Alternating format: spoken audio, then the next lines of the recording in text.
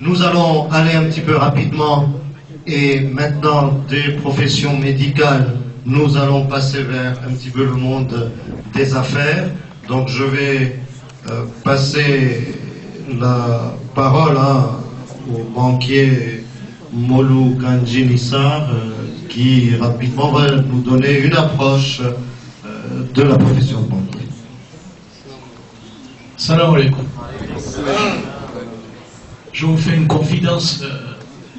Al combat d'année après Bolwadier, काम करिए मेहनत करे પણ આપણે ક્લેમ તો એ કરે કે તમને બધાને અમારા પાસે આવવું પડશે એટલે nous on est le chaînon indispensable ઈ છે પૈસા હોય તો અમારા પાસે આવવું પડે પૈસા ના હોય ને તોય અમારા પાસે આવવું પડે એટલે છે c'est un métier d'avenir, c'est un métier passionnant et c'est un métier de psychologue. Un point commun avec les médecins, તમારા પાસે કોઈ આવે ક્રિયા જે médecin પાસે બધી confidence કરવી ખપે કે મને અહીંયા દુખે છે ને આમ છે ને તેમ છે અમારા પાસે આવે તો il faut se dénuder aussi complètement sous voilà, pas au niveau patrimoine, évidemment. Donc c'est un métier très intéressant et ça vaut le coup pour les jeunes, je crois que... et puis c'est un métier que j'ai pas besoin de décrire, parce que surtout pour nous les enfants de commerçants, on a ça dans le sang. Depuis la naissance, tout le monde sait manipuler l'argent, c'est quoi, c'est comment. Et que donc, pour moi, c'est très facile à décrire le métier. Donc, vous y avez fait carrière oui. À la banque jusqu'au bout. C'est ça. Enfin, satisfaction. Bien sûr, beaucoup de satisfaction. C'est un plaisir quand on a pu aider à quelqu'un de le sortir des difficultés. Et puis aussi des bons conseils qu'on peut prodiguer éventuellement. Voilà. Donc l'évolution de la profession, on commence comment et on y parvient à quoi? Oui, alors la voie royale, c'est évidemment ceux qui sont, disons, qui sont doués avec un série S, par exemple, et puis après poursuivre les études avec un prépa et puis des études commerciales, HEC ou autres, ça c'est la voie royale, évidemment, avec des débouchés très importants, parce que les métiers de banque, c'est très varié, et on y trouve de tout. Mais maintenant, si vous êtes ambitieux, si vous visez un poste le plus élevé, HEC, évidemment. Mais on peut se perfectionner, passer par... même après le bac, BTS, voilà. Mais s'il y a également des études comme EGC, IAE, ça débouche également. Et puis à la banque, vous vous formez perpétuellement. Il y a tout le temps des formations, des stages, des séminaires, de mise à nouveau, de nouveaux produits, etc. On se forme tout le temps. Un métier difficile. Difficile, passionnant. Et prestigieux, il faut le reconnaître. Oui, oui. Ça va ensemble. Hein. Qu'est-ce que... Je vais passer le relais. Oui. S'il y a d'autres questions, on se reverra après. Oui.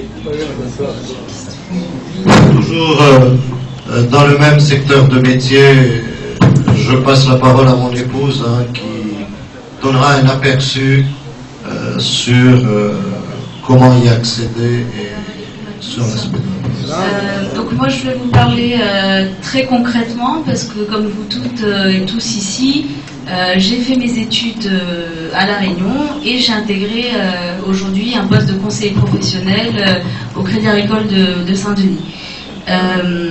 Donc pour accéder à la formation, certes, comme Monsieur Mokani l'a dit tout à l'heure, il y a bien sûr les grandes écoles pour accéder tout de suite à des postes de directeur d'agence ou voire plus haut. Mais si on veut commencer normalement et gravir les échelons petit à petit, il y a moyen, moi personnellement j'ai fait l'EGC, donc l'école de gestion et de commerce de La Réunion, qu'on peut intégrer dès le bac. Moi quand je l'ai fait, il fallait faire une première année et après il fallait intégrer, mais depuis 1 an ou 2, je crois qu'on intègre directement l'EGC après le bac, moyennant un concours d'entrée qui est accessible, je dirais. C'est pas compliqué, il faut travailler un peu, mais c'est pas non plus, je pense que c'est à la portée de tous. Donc 3 années de GC. Ce qu'il faut savoir pour le GC, je reviendrai après sur le métier de la banque, mais j'en profite un petit peu pour vous parler de l'EGC parce qu'on est directement confronté à l'école de commerce ici. Donc l'EGC, 3 années d'études. Il faut savoir qu'on ne nous forme pas un métier. En sortant de l'EGC, on n'est pas médecin, c'est pas un métier concret. On nous donne un bagage intellectuel sur le plan de la vente, les techniques de vente, tout ce qui est marketing et tout ce qui est gestion. Donc, si vous voulez, c'est une formation très générale, mais qui vous donne, si vous voulez, le côté commerce et le côté gestion. L'avantage en ayant fait l'EGC, d'une part, c'est la notoriété de l'EGC. Donc, il faut savoir que les entreprises réunionnaises, si c'est pour rester à La Réunion, l'EGC est vraiment très coté selon pour les entreprises réunionnaises et même en métropole, parce qu'il faut savoir que c'est un réseau. Il n'y a pas que l'EGC à La Réunion, c'est un réseau d'écoles dans toute la France.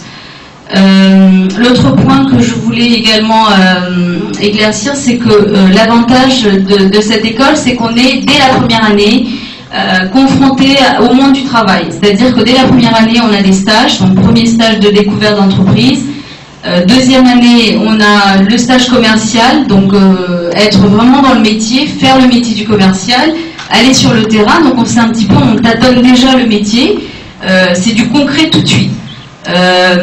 Donc pareil, en deuxième année, on a tout au long de l'année des études de marché à faire, donc pareil dans le même optique commerce.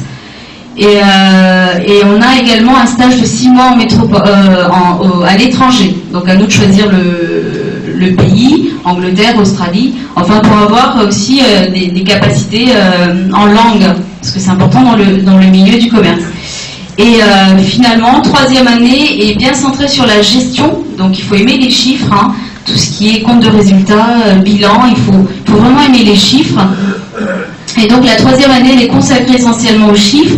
On a toute l'année, on a une création d'entreprise à faire, donc vraiment concret. Et d'ailleurs, dans ma promotion, des élèves ont créé leur propre entreprise à l'issue de l'EGC, c'est-à-dire que tout au long de l'année, ils ont fait toutes les démarches du début jusqu'à la fin, et finalement, après l'EGC, après le diplôme, ils ont créé leur société tout de suite après. Donc il faut savoir qu'il y a aussi cette possibilité. Et est-ce qu'après l'EGC, recrutement sur titre par les banques, est-ce qu'il faut compléter la formation? Oui, au Crédit Agricole, on doit être une vingtaine sortant de l'EGC. Donc les banques... Et quelle formation complémentaire? Alors après, pour la banque, quand on intègre, en sortant de l'EGC, moi quand j'ai intégré, on a plusieurs possibilités. On intègre soit l'accueil, soit en tant qu'assistant, d'accord, clientèle.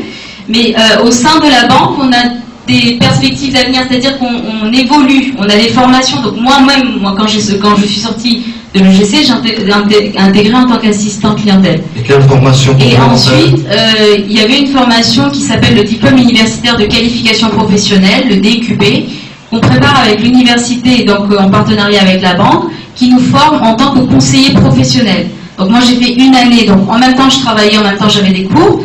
Et je faisais en alternative, si vous voulez, pour accéder directement au poste de conseiller. Donc voilà, donc on a la possibilité comme ça de gravir les échelons. Il y a plein de formations à l'intérieur, il y a plein de métiers. Ça peut aller, il y a tout le côté marketing, juriste, contrôleur de gestion. Il y a vraiment une panoplie de métiers dans le métier bancaire. Mais moi, moi, ce qui me concerne, c'est le côté conseiller. Donc, moi, je suis conseiller professionnel. Pour être conseiller professionnel, il faut aimer les chiffres. hein, parce qu'on a face à nous des entreprises, donc il faut savoir analyser un bilan, un compte de résultat, et il faut savoir que le métier de la banque, c'est un métier, c'est un commerce. On vend des produits, on a des objectifs, et la seule différence, et d'ailleurs je crois que c'est le plus dur, c'est qu'on vend de l'argent, on joue avec l'argent, et on a aussi un devoir de conseil derrière. Donc il ne faut pas oublier ce devoir de conseil parce qu'on est réglementé par une loi derrière, on ne peut pas vendre à tort et à travers, on est quand même très réglementé. Mais ça reste quand même un métier passionnant, prenant. Il faut savoir que les horaires que vous avez, 8h, 17h, c'est vraiment horaire public. S'il faut vraiment bien vouloir faire son métier, on a des heures supplémentaires à faire qui ne sont pas d'ailleurs payées. Voilà, donc je crois que... En tout cas, merci beaucoup pour ce vif aperçu. Donc rapidement,